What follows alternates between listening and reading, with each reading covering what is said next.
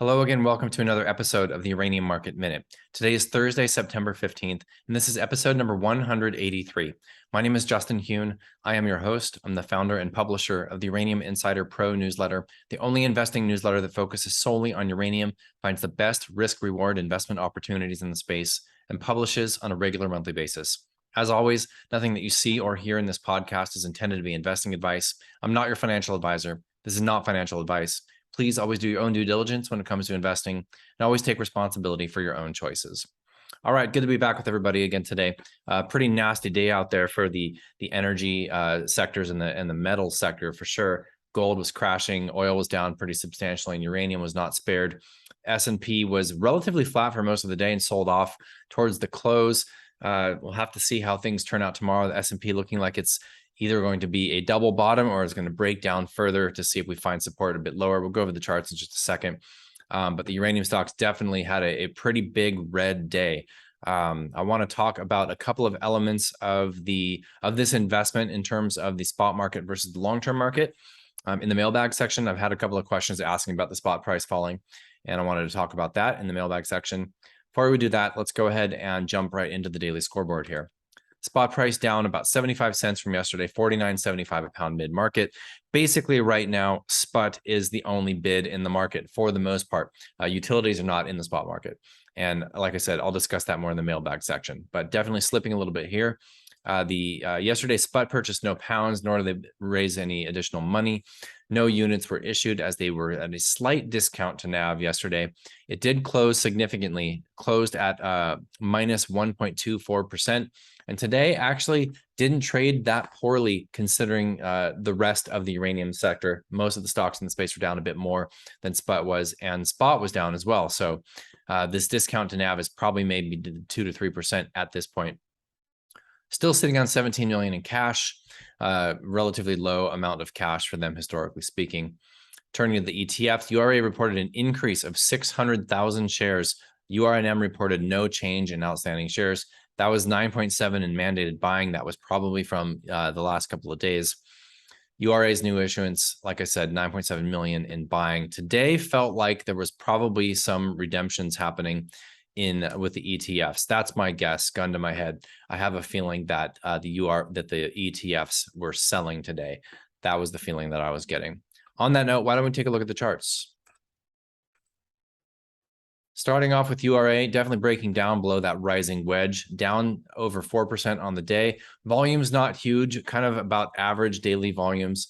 Did see a little bit of dip buying on the close today, but pretty weak overall. I'm still eyeing a couple of things here. Obviously, we have this long-term trend line, this Livermore accumulation cylinder that's kind of right around in this area, just above this big fat gap that we've got here. Filling that gap brings us down to 2033 is where that is at. We're at $22 here. So what is that? About another 10% drop? Certainly possible here if markets continue to go risk off and if the S&P breaks down below this double bottom here. Will we see that double bottom hold? Will we see a lower low but a higher low coming from the lows of June? It remains to be seen. Certainly has. There's definitely some fear in the markets at the moment. You can sense it. It's palpable. URNM relative to the spot price of uranium, down 3.5% on the day with the spot price down also.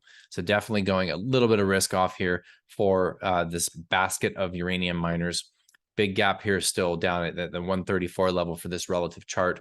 And we're at 149. So we're looking at a little bit less than a 10% drop to get back down there. Will we see it? I don't know. Looks like it's wanting to be filled, in my opinion. Cameco also breaking down from that rising wedge. There's a bunch of rising wedge breakdowns across the entire space. If you chart these stocks, a typically bearish pattern, and a lot of times it does play out, and it is indeed playing out at the moment. Although Cameco definitely remains one of the strongest, if not the strongest stocks across the space. Very, very nice to see this large company leading the drive ahead in this next leg that we've found ourselves in over the past few weeks. We've got the 20-day slight support just below. If we go down below that, I think this previous resistance right around $26 could be another area of support. And of course, Cameco also has a big gap from the big move on that Japanese news a few weeks ago, back down 23.59. So a couple areas of support on the way down if we see markets continue to go risk off. Cameco is still trading well above a rising 200-day, definitely bullish, especially compared to most other stocks in the space. URA relative to the S&P down pretty substantially today, almost 3% on this relative chart. Definitely looks like we're printing what is probably going to be a bear flag if we break below this. Now, of course, if the S&P makes some steep downdrafts, if we underperform relative to an risk off S&P, that's a pretty big down day or down week or potentially down month. I'm not saying that's what's going to happen, but if we do correct here out of this bear flag, I would like to see some support either at the rising 50 or 200 days, and if not, somewhere around this long-term trend line as it extends out into the future here. Finally, the Sprott Physical Uranium Trust, like I said, didn't get hit too bad today, down 2.3%. Stock holding up quite well after breaking down a few days before the rest of the sector out of this rising wedge. All right. So I've had a couple of questions come into me about the spot price trickling down, and I thought I would talk about that briefly because it's interesting. The spot market is very interesting for the uranium market because in many ways it's irrelevant, and in the same ways it's very relevant. Okay, so what do I mean by that? Spot price and the spot market is not a market where the utilities typically go shopping, let's say. And especially right now with the spot market being as thin as it is, it doesn't take a lot of selling to move it down, and it doesn't take a lot of buying to move it up. So when the buyers are out, and that's particularly spot, especially over the past year, it's primarily been spot. They've taken up much of the volume in the spot market. And so utilities don't really play there. And there's a couple of reasons for that. One, volumes are limited as far as what the utilities are actually seeking to run through the fuel cycle. And two, small amounts of purchasing that rise the spot price. Some of these utilities and many utilities have legacy contracts that are at least partially referenced to the spot price. So at the time of delivery of those pounds in the contract. So to the extent that the spot price rises, that affects the bottom line of utilities that are paying market reference prices to legacy contracts. And there absolutely are those utilities out there. And so utilities, generally speaking, are not really in the spot market. And the spot market is such low volume compared to long-term contracting. And it's a settlement of a transaction of a uranium product within 12 months, right? That's what the spot market is. And the spot market that we watch, that price reporting, that's U3O8 and UF6, uranium hexafluoride or converted uranium. But why does the spot price matter? It definitely matters for a couple of reasons. One, from an investment standpoint, that's the price of uranium that is the most transparent. It's the most visible.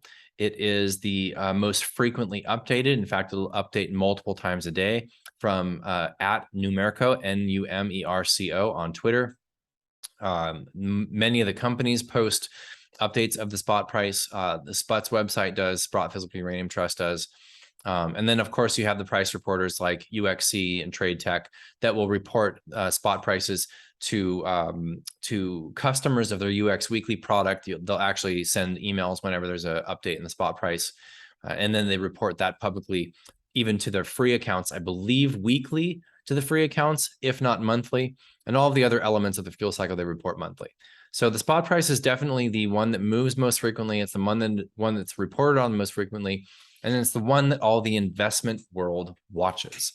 And that might honestly be the most important element from our perspective of the spot market. The other important element, of course, is that contracts are more and more referenced to the market, the spot market.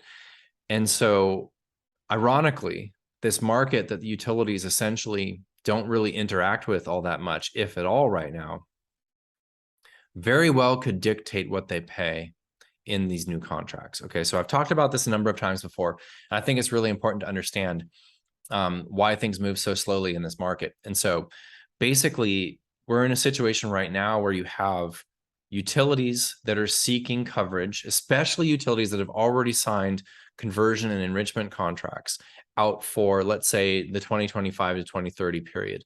There's definitely a lot of activity on that front, right?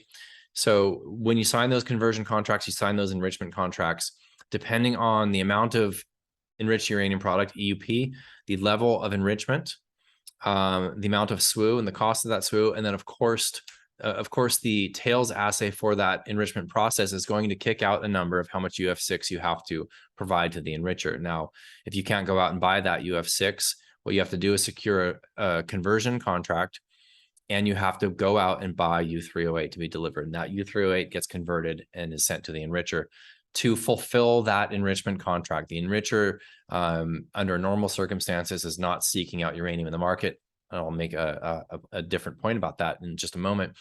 But the enricher has provided the feedstock for that contract. So utilities that are currently signing these contracts for conversion and enrichment are coming into the U3O8 long-term contracting market. So they're talking with Cameco, they're talking with Kazatomprom, they're talking with Paladin, they're talking with BHP, they're talking with Orano, and they're seeking out patents, especially we're talking about Western utilities, right? Because they're the ones that are seeking out these Western contracts for conversion and enrichment out of the future.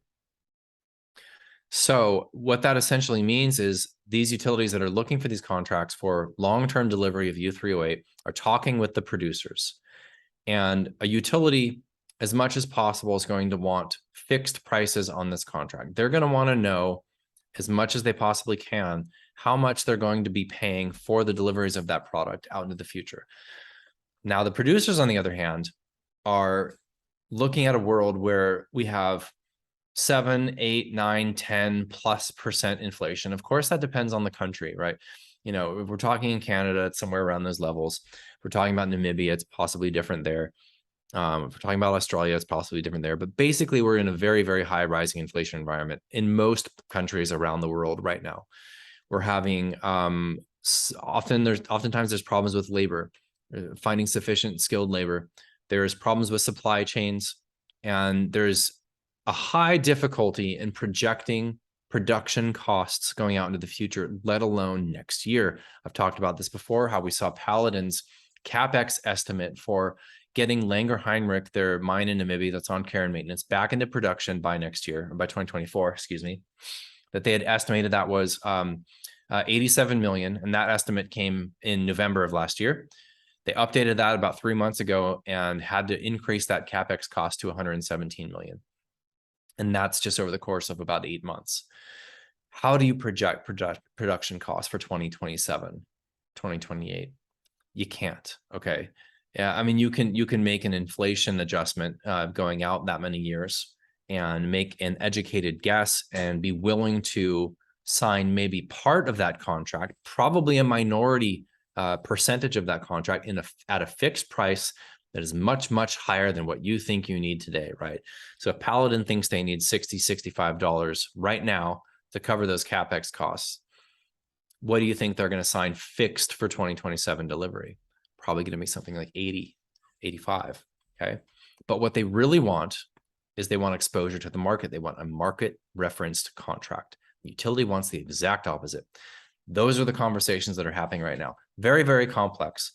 Very difficult for the two sides to come together and meet. There's also plenty of utilities that are acting complacent. Maybe they're covered a bit more than their neighbors. Maybe they have 3 years of inventory and they've got some long-term contracts that are coming in out into the future. But maybe they're uncovered in 2026, 2027. They think this whole Russia thing is going to blow over. They'll be able to pick up the phone and call Moscow, 3 years from now and get their 2027 to 2032 pounds covered U3O8, UF6, U3O8 conversion, enrichment, fuel fabrication, all from the Russians. And the utilities loved that. And they had that for a very long time. They don't have that now. So what I'm trying to say is that if you're watching the ups and downs of the spot price and you see the spot price down $2 over the last 3 days, and you think that's a negation of the thesis, you're completely misled. This market is going to move up and down. And in my opinion, a very large move in the spot price to the upside is coming. Is it tomorrow? Probably not. Is it next week? Maybe. Probably not. Is it next month? That's getting probably closer. This demand that's in the conversion enrichment market is coming to uranium. And while I'm telling you that the utilities don't play in the spot market, there will be action in the spot market because there are traders there that are going to attempt to ride that wave up via trading in and out of the spot market. And there is going to be financial interest.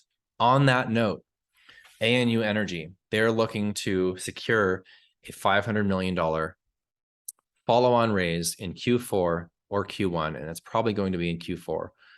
It sounds like they have the interest there. It's probably going to be no problem for that raise. $500 million coming to ANU. At $50 uranium, that's another 10 million pounds of secondary demand. Now, we're already at 17 million pounds of secondary demand from spot alone this year. Add another 10, we're at 27. That's not even talking yellow cake. That's not even talking hedge funds that might be buying physical uranium. It's getting very tight out there, guys. So what I'm saying is, yes, the broad markets can influence us here. Yes, we're going to see some ups and downs. There's going to be volatility. We're living in a very volatile time right now, but the thesis is strong.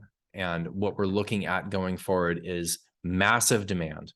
And I'm bringing this up because we're going to get into this in depth on Monday in our members webinar. So I will not be doing a market minute on Monday. But we're going to go deep into this because we have the calculations. We have the calculations modeling out Western demand for uranium due to a substantially rising tails assay at Western enrichers.